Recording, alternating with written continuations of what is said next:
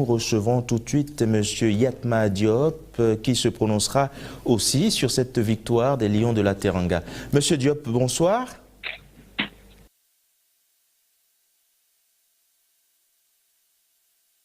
Je vous entends. M. Diop? Oui. Vous avez certainement suivi avec beaucoup d'enthousiasme ce match. Quel est votre retour après le Sénégal? Quelles sont vos impressions? C'est pas bien.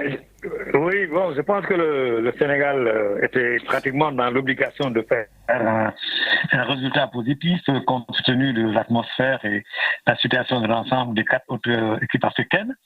Et le Sénégal s'est donné les moyens de faire ce résultat-là en mettant en place un dispositif de verrouillage de l'entrejeu, c'est-à-dire de la médiane. Et ça a permis d'isoler l'avant-centre polonais qui brille dans le championnat allemand, qui a été mis sous éteignoir par un dispositif que l'entraîneur Aliou Cissé a imaginé à la médiane en mettant 4 milieux de terrain, dont les 2 sont exclusivement défensifs. Et parmi eux, il y en a déjà, il y en a un qui fait presque 1m90, voilà, qui déroule toutes les dispositions prises par le club polonais. Et quand il s'agissait encore de la progression de Lewandowski, il était sous un deuxième contrôle, cette fois-ci par un garçon qui le connaît bien, parce qu'il est arrêt central dans le championnat allemand.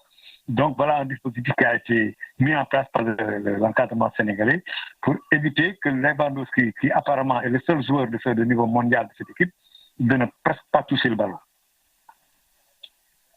Atypique, hein, un pari osé pour le coach Aliou Cissé. Est-ce qu'on s'attendait à cette configuration?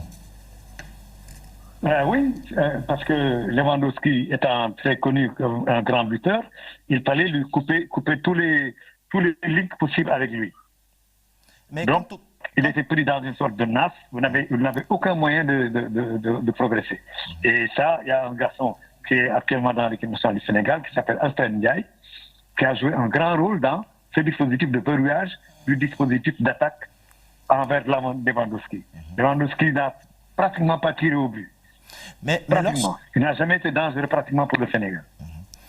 Monsieur Yatma Diop, lorsqu'on sait que certains choix de Aliou Cissé avaient été critiqués avec beaucoup de vigueur par un certain nombre de personnes, on trouve quand même aujourd'hui qu'il a fait le bon choix. Oui, c'est-à-dire que, vous savez, au Sénégal, les Sénégalais sont des esthètes. En matière de football, ils préfèrent ce que fait le Barça. Or, le Barça n'est pas une sélection, c'est une équipe. C'est une équipe. Donc, dans une équipe, les joueurs ont des habitudes de travail. Ce sont des professionnels, ce ne sont pas des joueurs.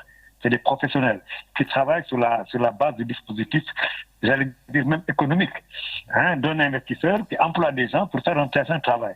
Donc, c'est des habitudes de travail qu'il y a dans un club. Or, l'équipe nationale, ce n'est pas un club, c'est une sélection. C'est de composer des joueurs qui ne sont pas dans les mêmes dispositifs par rapport au club. Donc, ce type de football-là ne plaît pas trop aux Sénégalais. Donc, les Sénégalais préfèrent même faire match nul, mais disons que tout le monde applaudisse pour dire ouais, le match était beau, etc. Or, aujourd'hui, il s'agit de gagner. C'est ça la différence. L'équipe nationale du Sénégal, comme toutes les autres équipes nationales, ce ne sont pas des équipes, ce sont des sélections.